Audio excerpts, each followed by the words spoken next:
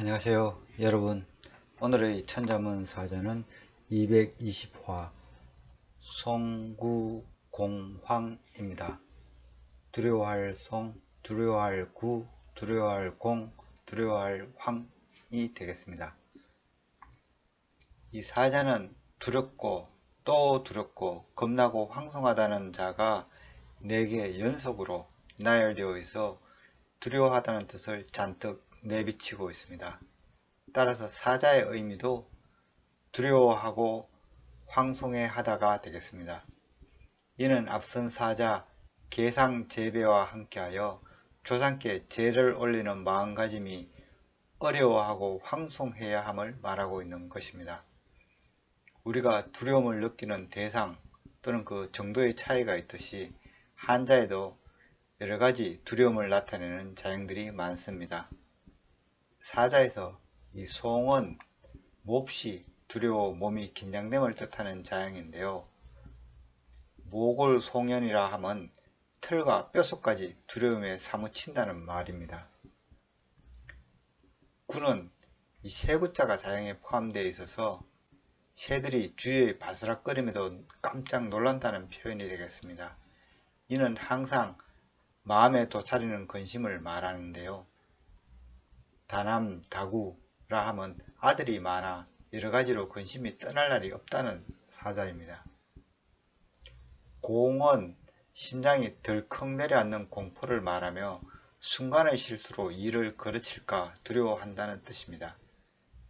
추석공기라 함은 쥐에게 돌을 던지다 그릇이 깨질까 두렵다는 말입니다.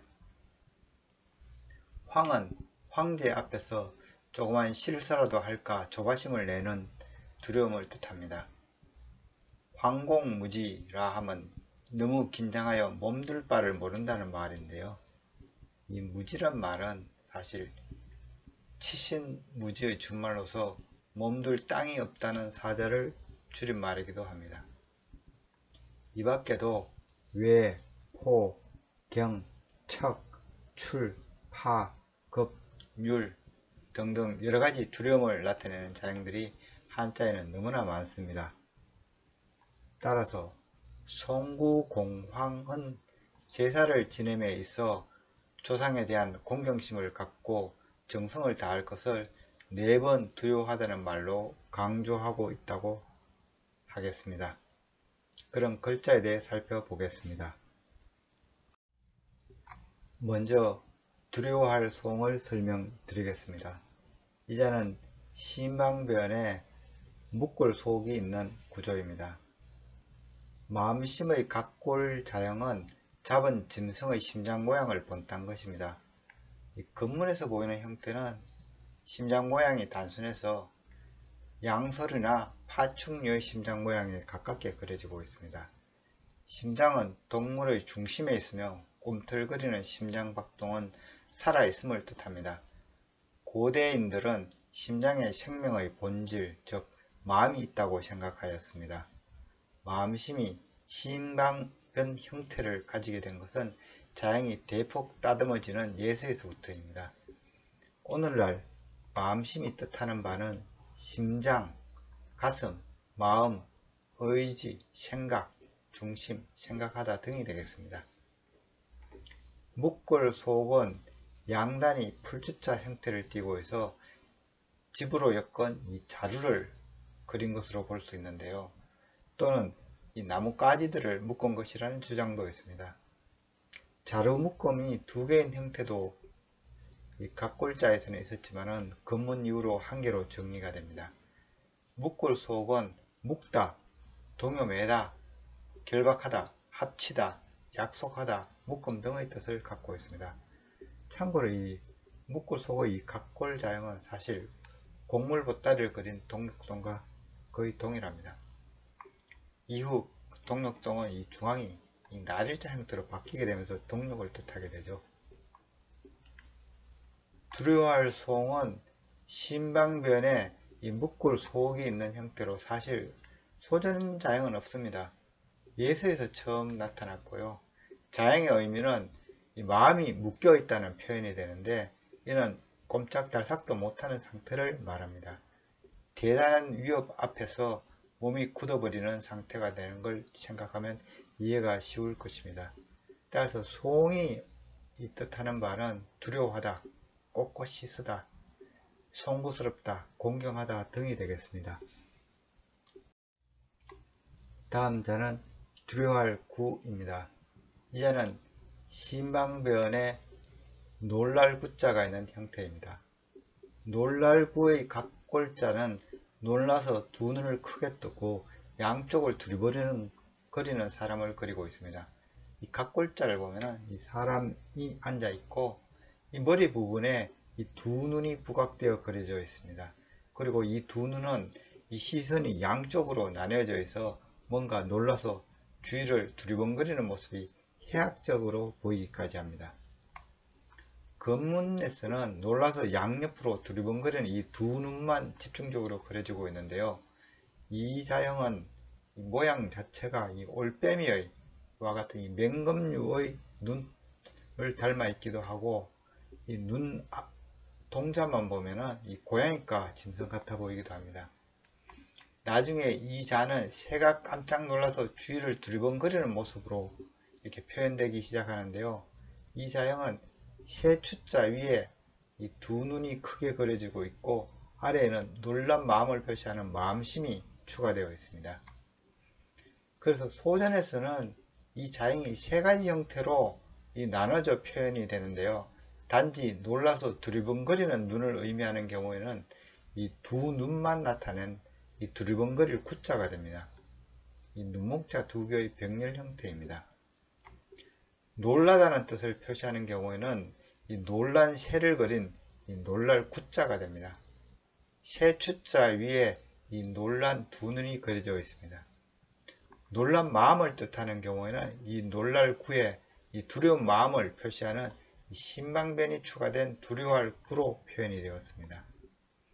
두려워할 구는 이 눈이 휘둥그레질 정도로 깜짝 놀라 두려워하는 모습을 그린 것일 수도 있고 두려움에 이 눈을 크게 뜨고 주위를 이렇게 살펴본다는 것일 수도 있겠습니다.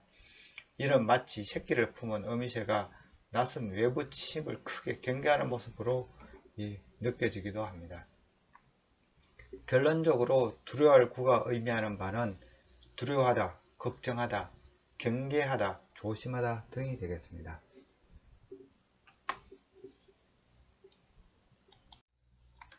다음 자는 두려워할 공입니다. 이 자는 굳을 공을 기본으로 이 마음심이 밑에서 떠받치는 구조입니다. 이 두려워할 공에서 보면은 이 밑에 이 무릎 범자가 구성자로 들어가 있으나 실은 이 무릎 범자는 아니고 두 손으로 매만진다는 의미를 지닌 이 둥글 환자가 이렇게 변한 것입니다. 먼저 이 굳을 공을 설명드리겠습니다. 굳을 공의 이 검문자형은 장인공과 둥글환의 합자인데요. 장인공은 이 건축 도구를 그린 것으로 각골자형을 보면은 땅을 다지는 이 땅달구를 그리고 있으며 검문은 이 가죽이나 종이를 오려내는 작은 손칼 모양 혹은 쇠를 두들기는 이 모루 형태였습니다. 그러다가 소전에 이르러 자형은 건축용 대형 자의 형태를 하고 있습니다. 이 각골에서 소전까지 자형의 생김새는 다르지만 이 전체적인 토폴로지는 동일합니다. 따라서 검문자형은 이 내리쳐서 단단하게 다지다는 이 달구나 모루의 뜻을 갖고 있었다 하겠습니다.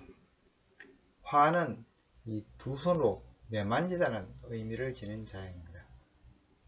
따라서 이 굳을 공의 검문자형의 이 초기 의미는 두 손으로 이 달구를 잡고 이 땅을 단단하게 다지다 였습니다.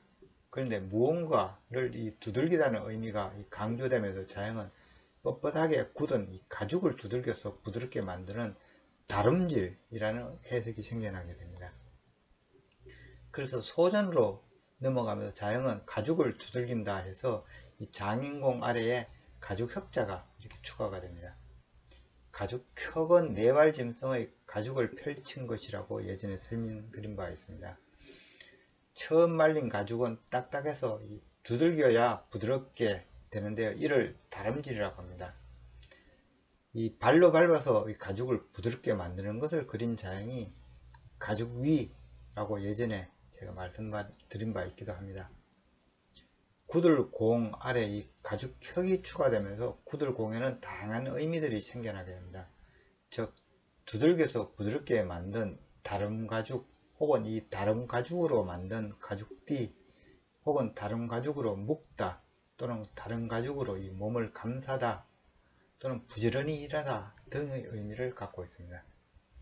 이렇게 소전에서 가죽혁이 추가된 형태가 오늘날의 이 구들공자가 됩니다.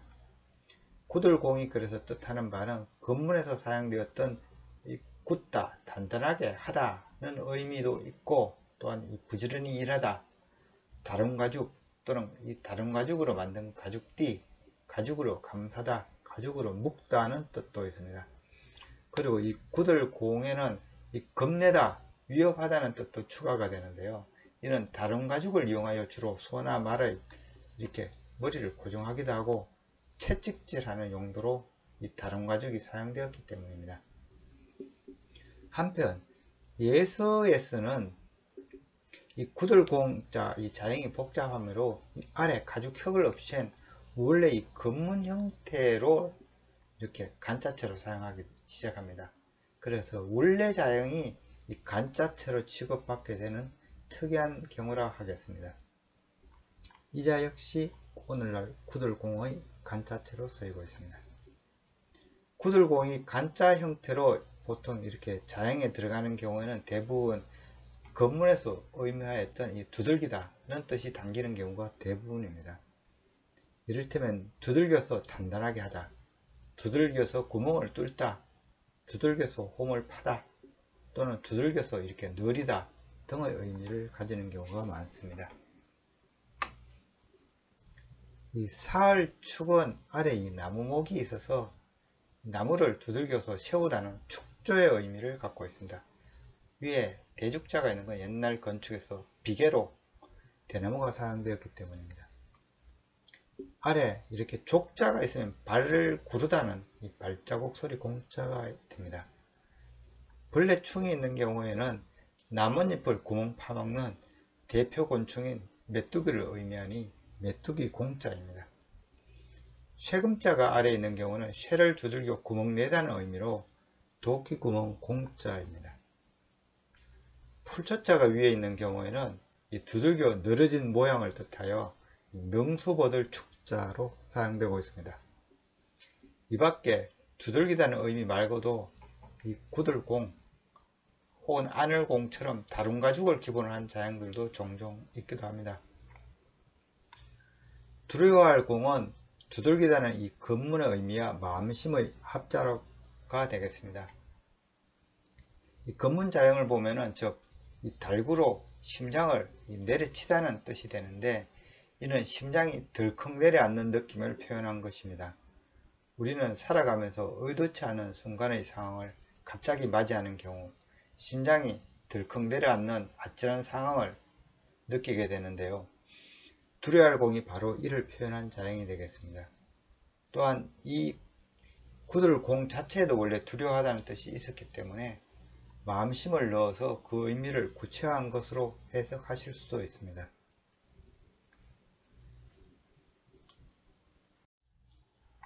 오늘의 마지막 자는 두려워할 황이 되겠습니다. 이자는 신방변에 임금황이 들어가 있는 형태입니다. 임금황은 이 빛나는 멸류관을 선 왕을 그린 자형입니다. 건문 자형을 보면은 임금왕자 위에 구슬을 깬 관무가 그려져 있습니다. 밝다는 걸 나타내기 위해 해를 그린 이 날일자가 있어서 금은이나 보석, 진주구슬 등과 같은 빛나는 재료로 치장되어 있음을 알 수 있습니다. 자형은 단순히 한 지역을 다스리는 제후가 아니라 전체를 아우르는 천자 혹은 황제를 의미합니다. 날일자는 이 차츰 밝은 빛 때문에 이 흰백자로 변하게 되는데요. 임금왕과 이 흰백자의 조합이 오늘날의 임금황이 되었습니다. 그런데 이 소전자형을 보면은 신백자가 아니고 스스로 자와 임금왕의 합자로 표현되고 있는데요. 이는 소전자영이 진시황 때 재상이었던 이사가 따듬했기 때문입니다. 당시 신백자가 들어간 황은 진시황만 나타냈기 때문에 이 자영을 임금황은 불경하다 하여 신백자와 자영이 비슷한 스스로 자와를 넣어서 표현하게 된 것입니다. 임금황은 머리에 빛나는 관을 쓰고 있다 하여 임금, 봉황, 춤, 멸류관, 하늘이라는 의미가 있으며 천자를 나타내므로 크다, 위대하다, 훌륭하다, 성하다, 엄숙하다는 뜻도 갖고 있습니다. 그런데 임금황에는 두려워하다는 이 뜻이 포함되게 되는데요. 이는 천자의 지엄한 권시 앞에 선 신화된 자의 심정을 그린 것입니다. 그래서 소전에는 천자를 황공해 하다는 의미로서 변에 마음심을 넣은 두려워할 황을 따로 만든 것이 두려워할 황자가 됩니다.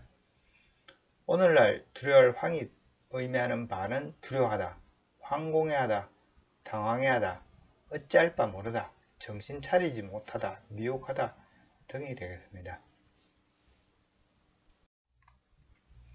이상으로 오늘의 천자문 사자 송구공황, 즉 죄를 지냄에 있어 두려워해야 한다는 사자성어를 마치도록 하겠습니다.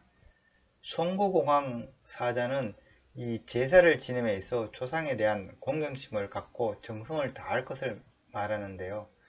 예기 제2편에는 다음과 같이 제를 지내는 마음가짐에 대해 이야기하고 있습니다.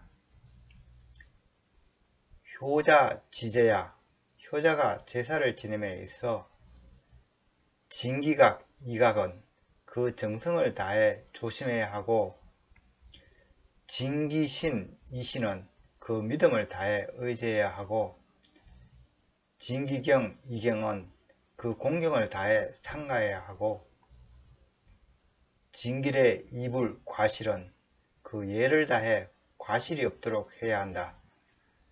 진태, 필경, 들어서고 물었을 때에도 공경함이 있어야 하며 여친 청명, 마치 직접 명을 듣는 것과 같이 하며 치곡, 사지야, 혹은 그것을 따르는 것 같이 해야 한다. 즉 제를 지냄에 있어 마치 돌아가신 조상을 칭견하는 것 같이 정성을 다해 모시는 것이 효자라는 말이 되겠습니다. 그러면 나라 제사는 어땠을까요? 또 다른 대목을 살펴보겠습니다. 교지제야, 천지신에 대한 제사를 올릴 때에는 상자 불강곡, 상을 치르는 자는 감히 곡하지 않게 하고 흉복자 불감 입국문, 상복을 입은 자는 감히 성문 안으로 들어오지 못하게 하여 경지지야, 공경이 지극해야 한다. 여기서 교와 제는 하늘과 땅에 지내던 천자의 제사를 말합니다. 교는 원래 이 성 밖을 뜻하는데 이 성 밖 온 세상을 확대한 의미를 둔 것입니다. 이 흉복은 상복을 말하고요. 국문은 이 도읍으로 들어오는 정문을 뜻하는데 이 도성문을 지키는 신령께 올리는 제사 또한 국문이라고 칭하며 칠사의 하나라고 제가 지난해 말씀드린 바 있습니다. 즉 하늘에 제사 지낼 시에는 이 도성 전체가 경건한 분위기를 유지하는 것이 그 예임을 얘기에서는 말하고 있습니다. 지금까지 시청해 주셔서 감사합니다.